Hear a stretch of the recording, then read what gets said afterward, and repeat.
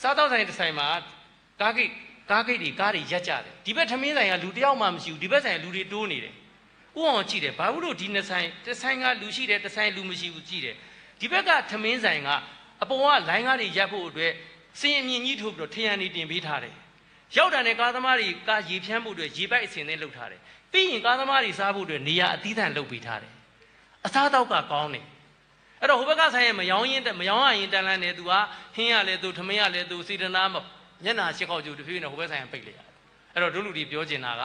သူများနဲ့မတူတဲ့မူလုပ်ပါ